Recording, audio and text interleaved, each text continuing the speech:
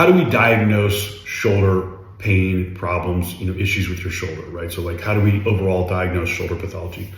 Well, there's a million data points that are coming in when I'm looking at someone. And the longer I've been doing this, the more and more I learn, the better we get, right? And we have a ton of experience in our practice, right? Because I've seen, at this stage of my career, I've seen close to 50,000 people with shoulder pain when you add them all up across my whole career. So you have a lot of data in there that you can kind of search through. For me, it's right when I walk in the room, and what I'm noticing is how old is the patient, right? How old is the patient? How do they carry themselves, et cetera? That's the first thing. And then I want to know how long has it been going on for, what's been done for it? What are the things that bother you? I ask people what their SANE score is, like on a scale of 1 to 10, how bad is it? What are the things that it stops you from doing? So a big part of it is like getting the history. What's the history? Have you had surgery? What surgery did they do? What happened after the surgery? A lot of questions, kind of learning more about what's been going on with your shoulder, and then specific questions. And then you kind of go down these paths where, like, if you go down this path, we want to know more. Sometimes people are giving us information that we don't need, so we kind of redirect over here.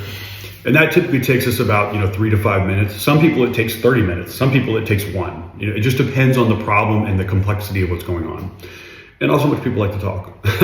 But we try. We make a very good effort to let everybody tell their story and be heard, because it's very important as a patient when you come in. Is you need to feel heard by the physician and their team so they understand what's going on. Okay, and nobody's ever going to accept what I tell them unless they feel like I've heard them. Right, so we go to extreme lengths to make sure that people know that they've been heard about what's going on.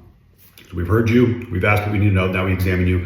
Our exam is simple, right? We just start with just motion. What's your motion? Okay, and then passive motion, strength, palpating, testing the nerves, testing the strength. And then depending on what we think the problem may be, there's some specific tests and maneuvers that we do that typically take no more than a minute or two to try to get a little bit more information. Typically get an x-ray, right? When you walk in, we'll get an x-ray before we start. So we look at the bony anatomy, what's wrong, what's there, what isn't there, right? And then for us, something that's unique is we use ultrasound a lot. Now, not on everyone, but probably 70+% of our patients will do an ultrasound exam. That allows us to look at the muscles, the rotator cuff muscles, in the office immediately, okay? 1 to 2 minutes versus getting an MRI. Most surgeons, they save that test, the MRI test for, we tried this, and this, and they're kind of guessing a little bit. Now they're decent at it, but they don't have all the information they don't have as much information as we do about the shoulder, because, an MRI is a big test, it's an expensive test. So a lot of times they'll save that test for if you don't get better with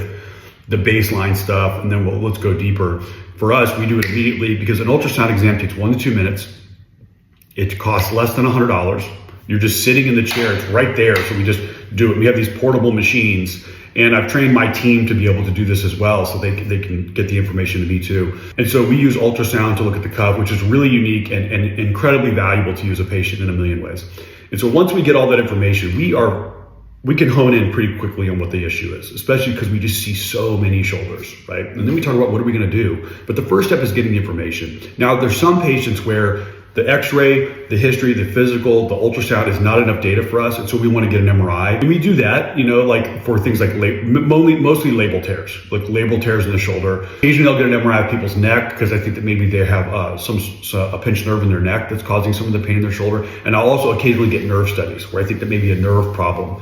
But the bulk of our imaging is x-ray, ultrasound, and then an MRI in about, I would say, 10% of patients, because we need to look deep inside the joint to see if there's a tear, et cetera. And also nerve studies, occasionally MRIs of the neck. And then, once we get all that information, we put all together, put the whole picture together, right? And we figure out how can we fix this person's shoulder, right? Like, what's wrong? How can we fix it?